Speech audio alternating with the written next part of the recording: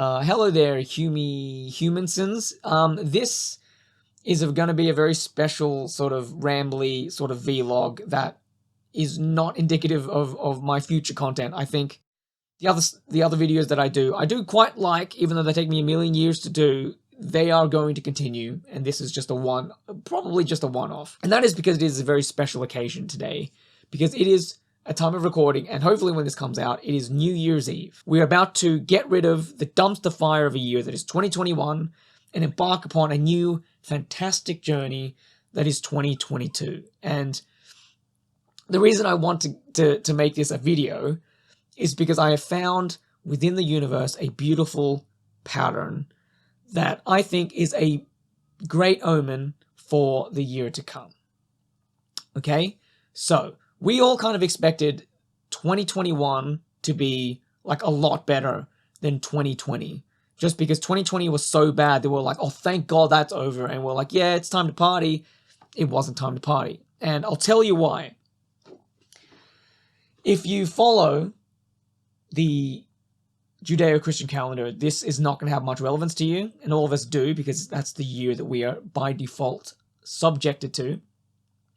But if you are an enlightened individual, you will follow the human era calendar. Now, I'm not going to explain what that is. You can watch Kurzgesagt's video on it, or just Google it, or whatever. But basically, in the human era calendar, it is the year 12,021. Some of you keen-eyed viewers out there would notice that this is a palindrome, right? You can split it straight down the middle, and it is essentially the same. It is mirrored on both sides. Now, the reason why that is super significant, and the reason why I think we were all foolish to expect 2021 to be any, like, magically better, is because this is like the inflection point. If this year marks sort of the symmetry that its palindromic nature sort of suggests, then we are basically still at the bottom. We are beginning to come out of it, though, and I think that's what 2022 is going to represent, or 12,022 is going to represent. Now, followers of the channel will know that I mostly just play video games. All of my content is basically all video game related, and so for me, reading the tea leaves, I'm going to read them through video games. And it's a very interesting thing that happened with this year's releases, because so many of the high-profile games, and especially the ones that I was most interested in and actually ended up playing for the most part, were, in a way, related to Resurrection, right? Which is sort of like a reboundy sort of a thing, where we'd written off all of these things, just like we'd written off the year for being good. And they sort of marked the beginning of an idea of, oh, maybe we can have more games in this franchise. Maybe we can have good things happen for once.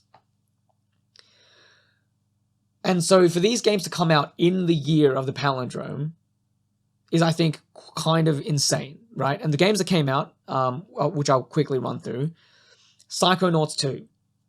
A sequel to Psychonauts 1. Who would have thought that was coming, okay? But it happened, and it released this year. No More Heroes 3, I think it was a long time between No More Heroes 2 and No More Heroes 3, and we got that this year. Age of Empires 4, same again. It came out this year. The big one, for me, Metroid Dread, which is, like, I cannot begin to express how insane that was. Like, that game probably single-handedly made that Nintendo Direct, like, an A+. Just because it was completely written off. It became a meme, Metroid Dread coming out, basically. And here it was, and it released, and I got to play it, and it was excellent, and I made a bunch of videos about it. So, all of these games coming out in the year that is a palindrome, I think, is kind of insane. And don't look at any other media or anything else, because they will probably completely destroy this reading. But if you are to believe me and my fully scientific, fully, like, backed by the New England Journal of Medicine reading on the fact that this year is going to be better based on those two factors, the games that came out and the human era calendar, which no one uses, 2022 is going to be an excellent year. It's going to be a thoroughly excellent year Well, actually, no. It'll be, because of the V-shaped recovery, it'll be probably be okay. But I think it'll be markedly better. And if we look at the COVID stuff, which is basically the main source of our bad times, the bummer that is COVID, it does seem like it is something that is going to be more endemic. Like the endemic part, like the Omicron variant, which is like the I think the initial phase of it becoming more endemic and like killing us less and things like that, happened this year. So next year is us just going to deal with it, and it probably just becoming a cold or a flu, and us dealing with the travel restrictions and stuff like that, because wow, did that destroy a lot of people's holiday plans. But I think in 2022 that is going to be fixed. So yeah, you might be thinking, wow, this was a pretty garbage video, and that link was very tenuous. But yo, listen, like this palindrome as a year stuff, that's like once in a lifetime. It's like another 100 years before something similar happens again. So, you know, you gotta give me that. But yeah, if you're not as inclined as I am to read into my nonsensical pattern in the universe of magical video game release tea leaves and the human era calendar being a thing that exists and happening to be a palindrome for this one instant in time, I guess all I can do is say thank you for watching my videos, and I hope you remain safe